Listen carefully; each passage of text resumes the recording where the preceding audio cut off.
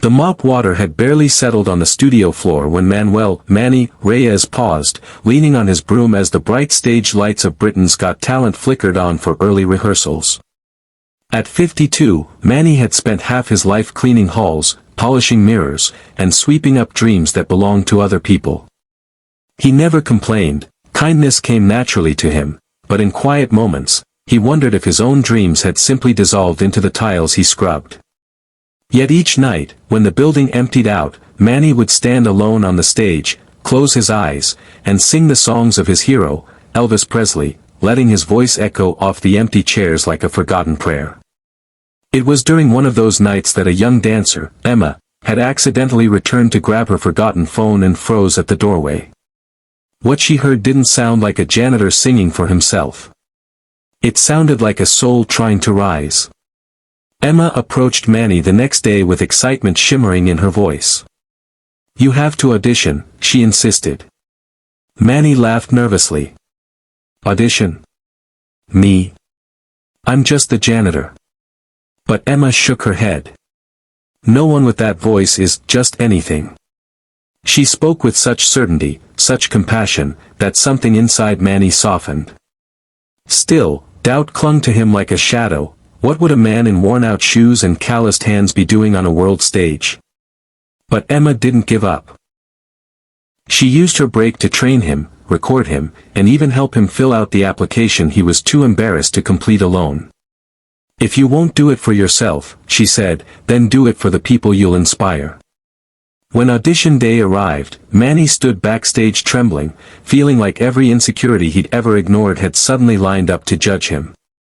Contestants in glittering outfits brushed past him, warming up their voices with perfect riffs. Manny tugged at the collar of his faded button-down shirt, wondering if the audience would laugh before he even opened his mouth. But then he felt a gentle tap. Emma had taken time off rehearsals just to stand by him. "You belong here," she whispered. And for the first time in decades, Manny allowed himself to believe it. When his name was called, Manny stepped onto the blinding stage, clutching the microphone like a lifeline.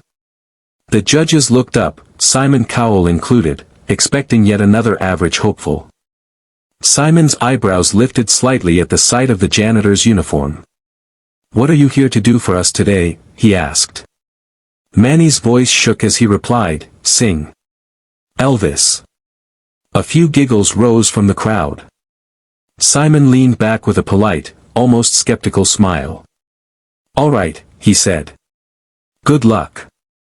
The music started, soft, familiar, trembling with nostalgia. Manny closed his eyes for half a second and pictured the tiny apartment he shared with his late wife, Maria. He remembered how she used to say, "One day the world will hear you, love. Just promise me you won't stop singing." Those words became his courage. He opened his mouth, and a voice richer than whiskey, smoother than velvet, soared across the room. The first note silenced the audience instantly. By the second line, a wave of stunned amazement rippled through the theater. People leaned forward, hands covering shocked faces. Simon's expression changed first, his eyes widened, his posture straightened, and his jaw dropped slightly like he'd been struck by lightning. It wasn't just that Manny sounded like Elvis, it was that he sounded like the version of Elvis people remembered in their hearts, not on old recordings. His voice carried decades of struggle, love, loss, and humility. The kind of voice that could break you and heal you at the same time. And while Manny sang, the audience saw not a janitor, but a man who had spent his whole life putting others first, never asking for anything in return. Halfway through the song, something unexpected happened. Manny noticed Simon wiping the corner of his eye, not dramatically, but in a subtle, unguarded way. Behind him, Emma watched with tears sliding freely down her cheeks. The emotions of the room built like a rising tide.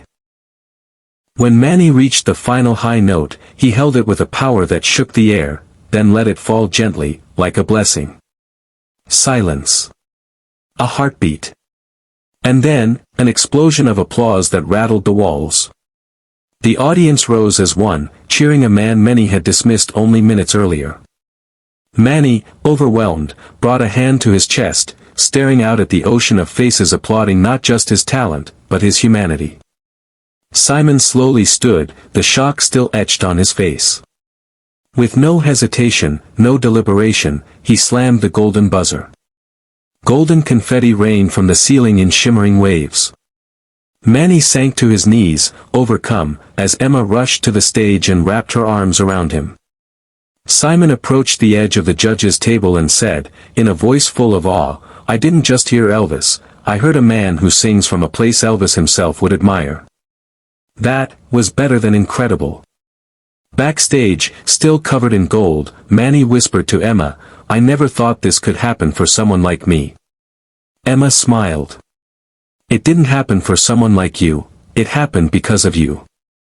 Manny realized then that kindness, humility, and selflessness, qualities he'd carried all his life, had led him exactly to the moment he was always meant to reach. Manny's story became more than a viral moment. It became a reminder to the world that talent doesn't disappear just because life becomes difficult, and dreams don't die simply because we set them aside to care for others. Sometimes, all it takes is someone to believe in us.